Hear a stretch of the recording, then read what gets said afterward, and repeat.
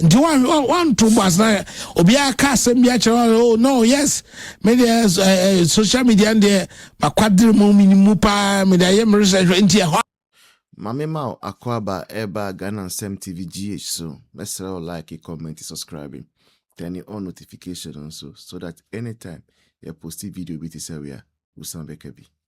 Senior journalist Oti Kumasi Ayenina Dodwana name as Kwame Adinkrah or Juma or Pure FM ni Pure TV. He's lamenting. Now the lamentations me anything new. And lamentation, anything new. The same thing ya ka. Maybe he's just realizing it, and so we can forgive him for that. Now the lamentation, no, I say, I say, MCs need DCEs Zodwana. John Mama His Excellency. Point you mono. Yeka MC ni DC, MC municipal chief executives. DCs, district chief executives. But MC so metropolitan chief executives. Say oko Tamale metropolis. Accra, Kumasi, Manamano, Takradi and Co. Omu metropolis.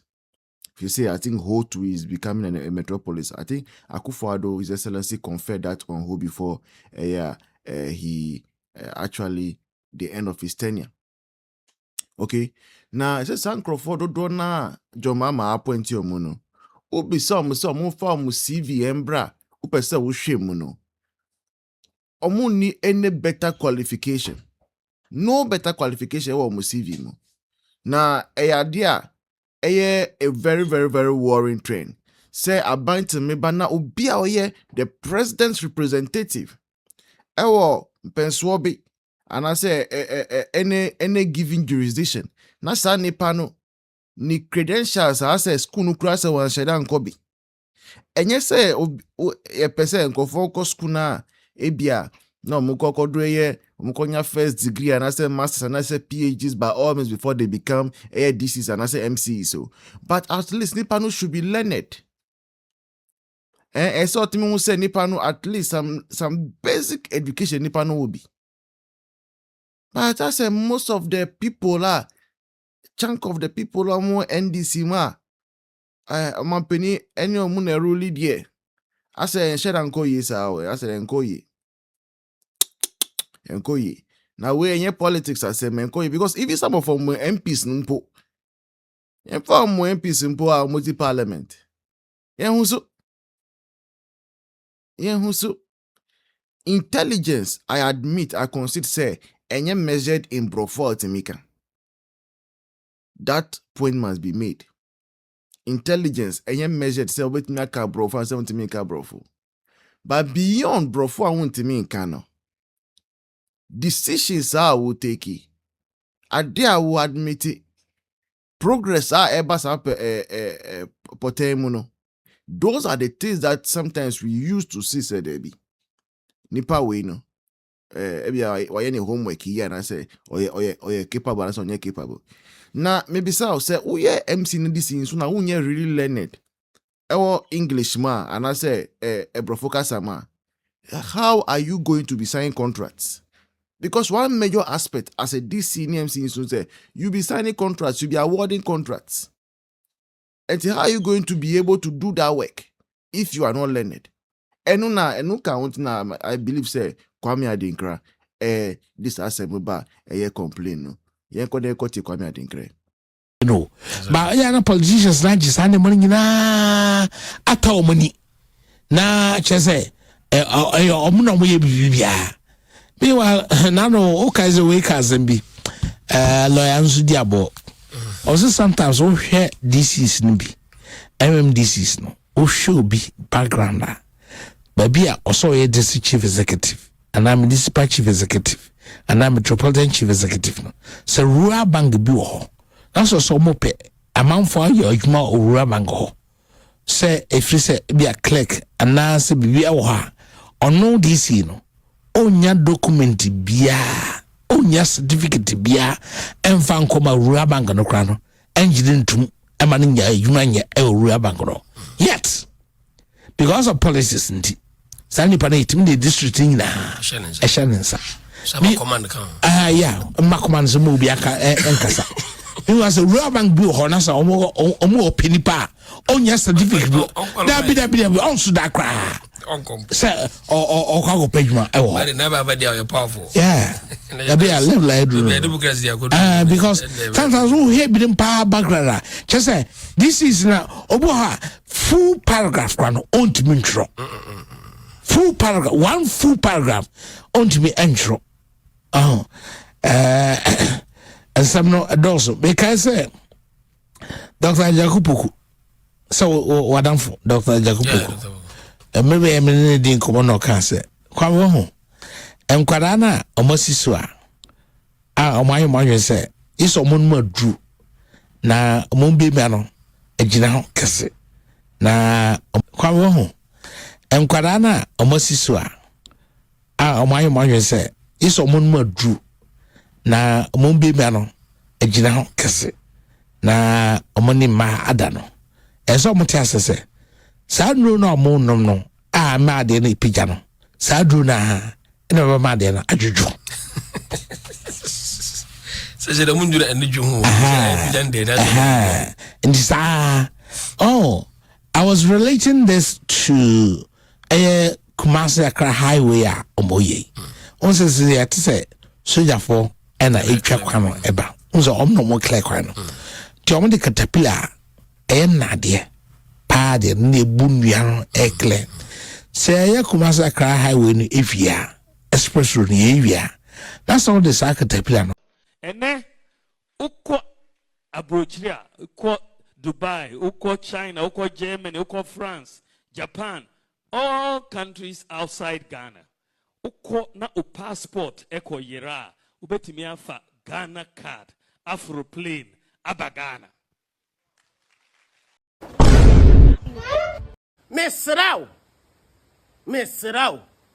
we NDC ni atie kase ebo yiye we NDC ni kase ebo news we tie na tie ni ye say according to Dr. Mahmoud Bawumia or say wo USA wo Canada wo UK wo Germany baby biala wo ewo Europe biala wo passport ahira a wo pese wo ba Ghana no wo kita wo Ghana card na wo passport na ahira nkwa de a Ghana card ne be ma wa ba Ghana ha inti mesra wo NDC ni se mesra wo se interchange ho won fa so se ne Ghana card inti me pa wo chow wo tu kwan a pe interchange ba ko obetimi asoa e de awura prenim such a way na se wo obi kuroso wo obi man so o passport ne hirape na watam interchange no e de a kire ayi airport ho se wo ye Ghana ni na interchange we na kire se me ye Ghana ni na watam interchange ne de a kire wo mo na wo mu agina so na wo mo ama wa ba Ghana ka se bo we enkoma NDC ni bia na say ya toma we mu ya se ye nka ne kore ni eda ho no ye mfa nto ho saa na beba wo ye Ghana ni because of NDC nti wo nka ne kore nti saa na beba when was the last time President John Dramani Mahama wo tu kwan a watam interchange aswada bo fa Ghana card when was the last time Kevin Taylor Captain Smart o tu kwan Franka Mwako hini tu kwan Franka Mwako hini o tu kwan o de ne yire ko US o se UK na ne yire akwa wo no o tam interchange ko yi wo hu na ne passport ne hera o di interchange na de a kire UK for say UK embassy say me ye Ghana ni na interchange we na kire say me ye Ghana ni nti mo fa interchange we so na mo allow me na me mbra Ghana because my passport ahira she video no ma Ghana ni bia na Ghana ni bia hu ni kore she video we fama Ghana ni bia la na Ghana ni bia hu ni kore na me make sure say Ghana biba was no bus here abeji say yes obuase 1.5 was and I'm coming go for VIP no oko so what you say baba fu we 1.5 there o say VIP 1.2 to baba ofo onfo ye wa no ho se new bus bi ba ama ye ho atoy na bus ne baaye no ne bo na abekọ soro ma se adwuma meto ma se adwuma na ba fom wo station ase ma nipa no bia ba na 1.5 onfo no oko because car kese na baaye no eje 100 cedis enketo na baaye na abeje 1.5 etedua no pa na ye hwedwa no bia ba no se oh new bus ya ba ye say ya yes 15 a no oko ase ho ena to station aba no edoso wa mefu wa obekwa kofu bi wo station kase no second overhead na sinta ba adwuma no e ba fom sa na enso ya ye ton ade ye wo chide o monto because obi ba fo car e na otoma ye di say ye sre ne say car na aba no onti yini suma ye lord fair no suma ye di say no pa obi ba was new bus ya abeji say yes obo ase 1.5 was ana nka me nkofo VIP no okọ so what you say baba fu we 1.5 there o say VIP 1.2 to baba ofo onfo enti e papa ya che say bus na e buy no ne bo no e ko soro dodo ta ma ya ton ade ne ye ho kire ye da aban ase so ya kan obeti ama ye oman na yetimu no oman na yetimu no individual private sectors no womo dwene oman Ghana citizens no ho a chain government nankasa oman na yetimi no enwona womo abiebie enwuma ewo Ghana ha enwona womo de edan any stores ma rent ewo Ghana ha no womo dwene Ghanaian citizens ho a chain NDC government either you like it or not. As NDC government, what na say? Adwene ehunu ni say Ghana citizens no. Womo car famu no ayedin. Into what na say okay. Me the buses aba. Wo the buses ne ba ye no. Price na individual prices no womo je no. Wo bus na wo de ba ye say wo de ba bebo man Ghana no. Ni bo yedin.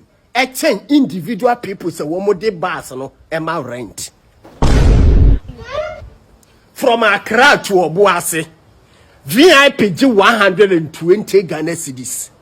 Now wa buying no wakwakoto bus aba to support Ghanaians. What time money si kana odi akwakoto bus aba say. Lole fair boy yedin intimate bus na aba. Set away ye be boa Ghana for no. Basa VIP, I lolly fair VIP G 120 Ghana cedis no. Wa buying bas baya, what you 150 Ghana cedis. We utilimu nyedin, and 10 individual people sa, womuchi bas, we utilimu nyedin. We in this government, utilimu nyedin, who are them papa more my Ghana. What the basa ba? Say, who babe support Ghanaian youth. Oh, they babe support Ghanaian citizens. Bas na what they buy ne kwanya ukotoko musiko e your mining sika. And what time na what they akwakofa bas aba. O de kofa bas ne buy ya. VIP na enya buy ni sika no. Na ye private sector adwuma no. O say from Accra to Obuasi no obeje 120 Ghana cedis. Ba wona what time o mining sika na o de akofa bas aba say what they babe bo Ghana o mine no.